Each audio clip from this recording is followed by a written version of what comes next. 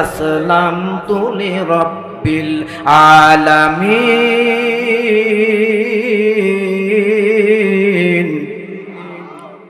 আল্লাহ তাআলা আপনি যখন আসলিম বলেছেন, আমি আর চিন্তা করলাম কিসের প্রশ্ন করব, কিসের কথা শুনবো।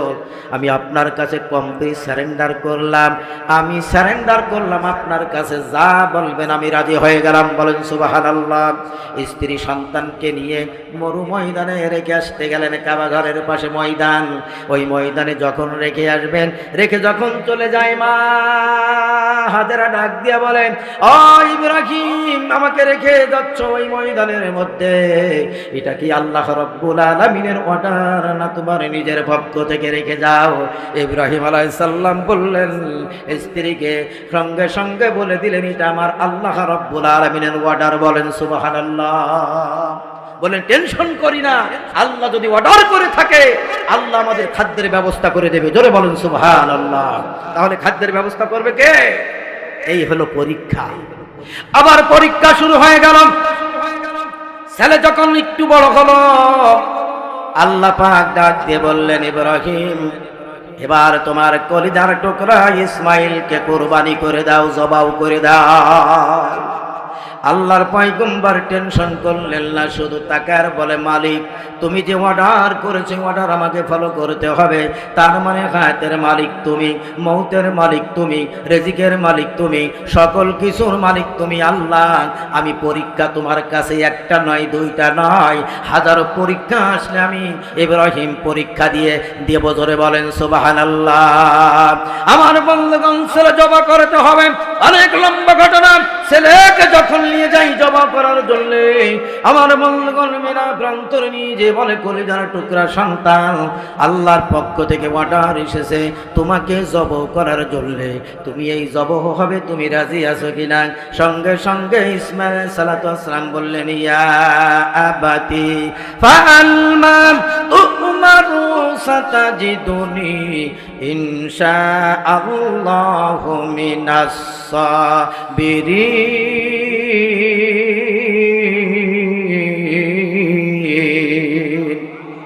আমার বন্ধুগণ, ইসমাঈল আলাইহিস সালাতু ওয়াস সালাম ডাক দিয়ে বললেন, আব্বাজান টেনশন করা লাগবে না। ইয়া আবাতি, আমার আব্বাজান, আপনাকে টেনশন করা লাগবে না। এটা যদি আল্লাহর অর্ডার হয়ে থাকে আপনি আমাকে জবাহ করে দেন, কোনো প্রশ্ন নাই। জোরে বলেন সুবহানাল্লাহ। এর নাম হলো জাতির পিতা। জাতির পিতা হতে গেলে পরীক্ষা দেওয়া লাগে। জোরে বলেন ঠিক কিনা? ইব্রাহিম আলাইহিস সালাম যখন জবাহ করতে যাবেন, তবে ইসমাঈল বললেন, আব্বাজান, আল্লাহর নবী ইসমাঈল আলাইহিস সালাম নবী হবেন। ডাক দিয়ে বলেন, আব্বাজান, একটা আবদার করব আপনার কাছে। আব্বাজান, আমাকে যখন জবাহ করবেন আপনার চোখটা ভালো করে বেঁধে নেবেন। আব্বাজান, আমি জবাহ হয়ে যাওয়ার পরে আমার রক্ত মাখা জামা নিয়া আমার মা হাজেরার কাছে চলে যাবেন, যে বলবেন ইসমাইলের কুরবানি আল্লাহর রাস্তায় হয়ে গেছে গো হাজেরা। তাহলে আমার মা জামাটা দেখে সান্ত্বনা পেয়ে যাবে। বলেন মারহাবা। জাতির পিতা কারে বলে ভাই একটু লক্ষ্য করিয়েছেন? পরীক্ষা দিয়ে তারপরে আরো পরীক্ষা আছে, জাতির পিতা হওয়া যায়। আমার বাংলাদেশে জাতির পিতা এমনি এমনি ভইপলের মতো হওয়া যায়। কথা বলেন ঠিক কিনা? এ বন্ধুরা আমার, আসুন তখন আল্লাহ পাক এমনি ভাবে কোরআন প্রেমিকদের পরীক্ষা নেবে। আমার বিশ্ব নবী সাল্লাল্লাহু আলাইহি ওয়াসাল্লাম এমন পরীক্ষাও দিয়েছেন। আমার বন্ধুগণ, এই কোরআন প্রতিষ্ঠা করতে যে মার খেয়েছেন, কোরআন প্রতিষ্ঠা করতে যে জেলে গেছেন, কোরআনের আইন প্রতিষ্ঠা করতে যে আল্লাহর নবীর দাঁত ভেঙেছেন। ও বন্ধুরা আমার, আপনাকেও দাঁত ভাঙতে হবে, আপনাকেও মার খেতে হবে, আপনাকেও জেলে যেতে হবে। মনে করেছেন 5 তারিখের পরের থেকে আলেম উলামাদের মুক্ত হয়ে গেছে, ইসলামপন্থীরা মুক্ত হয়ে গেছে, আর জেলখানায় আমাদের যাওয়া লাগবে না। কিন্তু না না, ও ভাইয়ের আমার, বুবুজান চলে গেছে, তার উত্তর শরীরা কিন্তু এখনো বাংলাদেশে আছে। কথা বলেন ঠিক কিনা? আমার বন্ধুগণ, আমার ভাইয়েরা তারা আছে। এই দেখেন কয়েকদিন আগে আমার বন্ধুগণ আইন উপদেষ্টা ডক্টর আসিফ নজরুল সাহেব কোন জায়গায় গিয়েছিল? সুইজারল্যান্ডে গিয়েছিল। বন্ধুর আমার আওয়ামী লীগের সন্ত্রাসীরা তাকে ধরিয়েছে, বলে আমার গায়ে হাত দেবেন না, দেখেছেন না, আমার গায়ে আপনারা হাত দেবেন না। ওরা বলতেছে জয় বাংলা, ওরা বলতেছে জয় বাংলা। এ বন্ধুরা আমার, আসিফ নজরুল একটা ভদ্র মানুষ, এই আসিফ নজরুল কত ভদ্র মানুষ, বারবার বলতেছে আমার গায়ে হাত দেবেন না। আপনি রাষ্ট্রীয় ক্ষমতায় আছেন, কেন বসলেন? আসিফ নজরুল বলতেছে আমি তো বসি নাই, বাংলাদেশের মানুষ আমাকে বসাইছে, আমাকে কিছু বলবেন না, কিন্তু মারার উদ্যম নিয়েছে, ওখানকার লোকেরা ঠেকায় দিয়েছে। আমার বন্ধুগণ, আমার ভাইরা, সঙ্গে সঙ্গে তারা স্লোগান তুলেছে রাজাকার। ও বিয়াদবের দলেরা, এই বাংলাদেশের রাজাকার নাম করে আল্লামা মতিউর রহমান নিজামীকে তোমরা ফাঁসির কাস্টে ঝুলিয়েছ, ঠিক কিনা বলেন? মাওলানা কাদের মোল্লাকে ফাঁসির কাস্টে ঝুলিয়েছ, কামারুজ্জামানকে ফাঁসির কাস্টে ঝুলিয়েছ। আমার বন্ধুগণ, এমনি করে করেন আল্লামা সাইদি কোরআনের পাখিকে 1 নয় 2 নয় 13টি বছর তোমরা জেলখানার মধ্যে রেখেছ, কিন্তু তোমার বাপের মরার তোমরা আনন্দ উৎসব করবা 15ই আগস্ট, কিন্তু কোরআনের পাখিকে 14ই আগস্ট তোমরা ইঞ্জেকশনের মাধ্যমে শহীদ করে দিয়েছো। জোরে বলেন ঠিক কিনা? আমার বন্ধুগণ, ওরা বলেছিল তুই রাজাকার, ও রাজাকার, অমুক রাজাকার, তমুক রাজাকার, এমনি ভাবে স্লোগান দিয়ে দিয়ে রাজাকার রাজাকার বলে তাদের ফাঁসি দিয়েছিল। কিন্তু যেই রাজাকার দিয়ে বলে তাদের ফাঁসি দিয়ে হয়েছিল, বাংলাদেশে রাজাকার নাম করে বাংলাদেশে বিজয় হয়ে গেছে। তুমি কে আমি কে, এই কি ব্যাপার?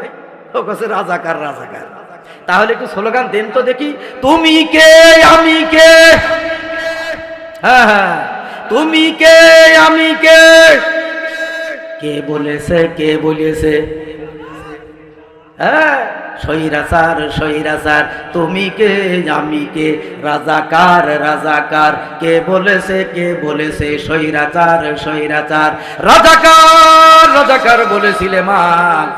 কিন্তু বাংলাদেশে 5 তারিখের দিনেই কিন্তু রাজাকার বাংলার জমিনে সবাই হয়ে গেছে। ধরে বলেন ঠিক কিনা? বেশি তাফালিং করবা সুযোগ আর দেওয়া হবে না। বাংলার জমিন থেকে ছাত্র শিবিরদের মুছে দিতে চেয়েছিলেন, জামাত ইসলামদেরকে বাংলাদেশ থেকে নিশ্চিহ্ন করে দিতে চেয়েছিলেন, কেবলই ছাত্রলীগকে নিশ্চিহ্ন করা হয়েছে। সময় আসতেছে একটা একটা করে আমার আল্লাহ ধরবে। আওয়ামী লীগ যারা করো শুনে নাও, কোরআনের পক্ষে চলে আসো, তোমাদের জায়গা তোমাদের নিশ্চিহ্ন বাংলাদেশ থেকে করে দেওয়া হবে। জোরে বলেন ঠিক কিনা? আমার ভাইরা, রাগ করেছেন? রাগ করতেছেন? এই যে এত পোকা যে জ্বালাতন করতেছে, মরতেছে ওই রকম পোকা, ঠিক কিনা? এত জ্বালাচ্ছে পোকা, দেখেন মরতেছে ওই রকম। 5 তারিখের আগে ওই রকম জ্বালাইলু, মরেছেও পোকার মতো। কথা বলেন ঠিক কিনা? জালে যাচ্ছে, দাড়িতে যাচ্ছে, সব জায়গায় যাচ্ছে, কয়টা ঠেকাবো? হ্যাঁ, আমরা গোলামি করবো কার? আইন চলবে কার? আমরা রাসূলের উত্তরসূরি হতে চাই। জোরে বলেন ঠিক কিনা ভাই? আমরা মুসলমান। আল্লাহ বলতেছে অমাকার অমাকার আল্লাহ, আল্লাহু খায়রুল মাকিরিন। তোমরা ষড়যন্ত্র করবা আর আমি আল্লাহ কৌশল করব। আমার কৌশলের কাছে তোমাদের ষড়যন্ত্র ধূলিসাৎ হয়ে যাবে। জোরে বলেন ঠিক কিনা ভাই? আল্লাহর নবী এই বাংলাদেশে জিহাদ করতে যেমন শুরু হয়ে গেল, নাম লিস্ট করা হলো। আল্লাহর নবী একদিন নামের তালিকা করতেছিলেন। এই তালিকা করতে করতে করতে করতে একজন মহিলা এসে বলতেছে, ইয়া রাসূলুল্লাহ, কিসের তালিকা করতেছেন? জিহাদের তালিকা করতেছি, নামের তালিকা। এই তালিকার মধ্যে আর কোন নাম বাকি আছে কিনা একটু জানাইয়া দেন। আল্লাহর নবী ডাকতে বললেন, ও মহিলা, এই তালিকার ভিতরে আর একটা নাম মাত্র বাকি আছে রে মহিলা। মহিলা বলতেছে, রব্বুল আলামিন, আমার তো কোনো বড় সন্তান নাই জিহাদের নাম লিখাবো, আমার তো কোনো বড় পুত নাই জিহাদে দেব, আমার স্বামী অন্য জিহাদে শহীদ হয়ে গেছে, তাও দিতে পারলাম না। ওগো মালিক, টাকা নাই, কি করব? বাড়ি দৌড় মারলেন, দৌড় মেরে দেখে আমার বন্ধুগণ 7-8 মাস আগে স্বামী মারা গেছে। ছোট্ট একটা সন্তান, 6 মাসের শিশু, বিছানায় আও আও করতেছে, গোড়াগড়ি করতেছে, টাকা নাই পয়সা নাই, টাকায় তাকে 6 মাসের শিশু সন্তান। লক্ষ্য করুন আমার ভাইয়েরা, এই 6 মাসের শিশু সন্তান কোলে করে নিয়ে দৌড় মারলেন নবী গো। কয়টা নাম আর বাকি আছে জানতে চাই, তখনও এখনো কেউ আসে নাই। একটা নাম খাতার লাস্টে বাকি আছে। আল্লাহর নবীকে ডাক দিয়া বলে, নবী গো, ওই নামের ভিতরে আমার নামটা একটু লেখা যায় কিনা? জোরে বলেন সুবহানাল্লাহ। আমার বন্ধুগণ, নবী আমার ডাক দিয়ে বলে, কি বলতে চান? মহিলা বলে, ইয়া রাসূলুল্লাহ, আমার টাকা দেওয়ার ক্ষমতা নাই, আমার কোনো বড় পুত নাই, আপনার সাথে জিহাদের ময়দানে দিয়ে দেব। আমার কোনো স্বামী, আমার স্বামী নাই, মারা গেছে 7-8 মাস আগে, তাও আমি দিতে পারবো না। ইয়া রাসূলুল্লাহ, ইয়া হাবিবাল্লাহ, আমার 6 মাসের শিশু সন্তানটাকে নিয়ে আসলাম, মেহেরবানি করে সন্তানের নামটা আপনি তালিকায় দিয়ে দেন। জোরে বলেন সুবহানাল্লাহ। ইয়া রাসূলুল্লাহ, আমার এই 6 মাসের শিশু সন্তান আমি নিয়ে আসলাম, এই সন্তানকে আপনি নামের তালিকায় উঠায় দেন। রাসূল বললেন, এই সন্তান নিয়ে আমি কি করব? আমাকে ডিস্টার্ব করবে, সে আমাকে উপকার করতে পারবে না, আমিও তার সহযোগিতা করতে পারবো না, সে ঘোড়ায় বসতে পারবে না, ঢাল ধরতে পারবে না। কথা বলেন ঠিক কিনা? মহিলা ডাক দিয়ে বলে, নবী গো, কোনো কথা শুনতে চাই না, জিহাদের তামান্না উঠে গেছে শরীরের ভিতরে, আমার 6 মাসের শিশু সন্তানটার নাম আপনি লিখাই দেন। ওগো আল্লাহর নবী, আমার সন্তানের নাম লিখাই দেন। মহিলাকে ডাক দিয়ে বলে, আল্লাহর নবী, এ তো নাম লিখে দেব, ঠিক আছে, এ তো ঘোড়ায় বসতে পারবে না, এ তো তরবারি ধরতে পারবে না, ঢাল ধরতে পারবে না, তাহলে কি করা যায়? সন্তানকে নিয়ে বাড়ি ফিরে যাও, জিহাদের ময়দানের সওয়াব আল্লাহ পাক তোমার সন্তানের আমল নামায় আর তোমার আমল নামায় দিয়ে দেবে। মহিলা বলে, হবে না, এই সন্তান আপনার উপকার করতে পারবে নবী গো, এই সন্তান কি আমার উপকার করতে পারবে? আমি একটু জানতে চাই। আল্লাহর নবীকে ডাক দিয়া বলে, রাসূল গো, আমার বিশ্বাস এই সন্তান আপনাকে উপকার করতে পারবে।